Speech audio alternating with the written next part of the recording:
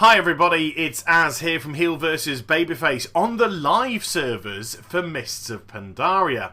Now I am on the Isle of Thunder, and in my view patch 5.2, which brought the Isle of Thunder to the game, was by far the best patch of Mists of Pandaria's life. It had a good array of diversity with it. Not only were there some daily quests, yes there were some, but it wasn't that many. There was also a great deal of exploration to do and a great deal of fun finding. There were loads of rare elites to farm. You could get some valor points off them, you could get a few other trinkets here and there.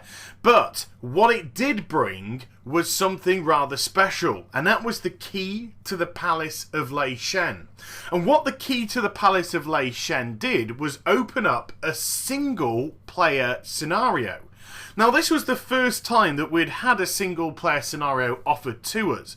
The scenarios which we'd had in patch 5.0 and 5.1, let's be honest here, were pretty darn dull, pretty darn unimaginative. Probably save for Daggers in the Dark, which did offer a pretty decent amount of lore. But other than that, it was just rinse and repeat, kill ads, kill ads, kill ads, kill ads, end, and was dull. But this one here, the key to the Palace of Lei Shen, offered Troves of the Thunder King, the first loot run based scenario that we had had in the game ever. There was also a great little bit of diversity in this scenario too. Number one, you could just go inside and spend the 5 minutes that you're allowed to be in here to loot chest after chest after chest after chest. And let's face it, who doesn't like getting their hands on a nice...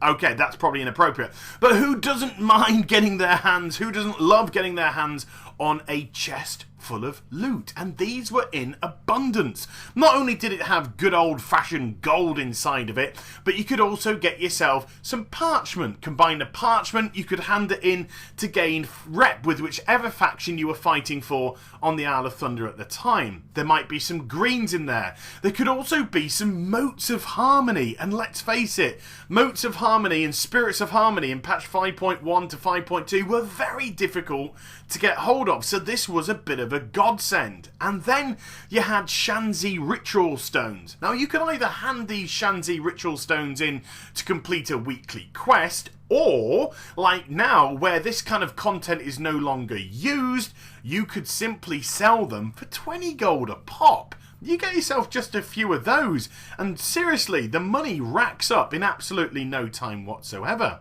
But if loot and loot wasn't your bag, then there was some other things to do here as well. There are some objectives with which to get yourself an achievement or two. You could actually try and get through to the end room and defeat the final boss here. Because if you did, you were guaranteed to get yourself a burial trove key.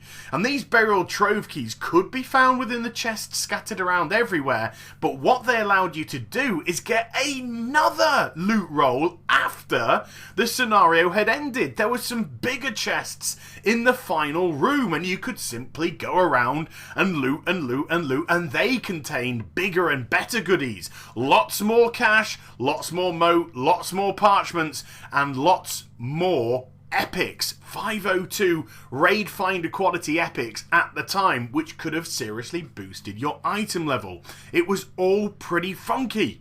Now you can tell from the enthusiasm in the voice, I love this place, and I actually did some guides for them too, which I'll probably annotate around the screen in case you want to have a crack, because this is leaving the game. Yeah, in patch 6.0, the Troves of the Thunder King scenario will be gone. You will no longer be able to get the keys to the Palace of Lei Shen. You will no longer be able to do this scenario. Now, I understand why Blizzard are doing this. They don't want people to return back to old content when they're throwing out a new expansion. They want you to be involved in that content and hopefully be immersed in the content that they release for it. They don't want you going back to the Isle of the Thunder King. So I will lament its loss, but at the same time, this is definitely one aspect of the World of Warcraft I will always look back on with great love and great affection. It was something different,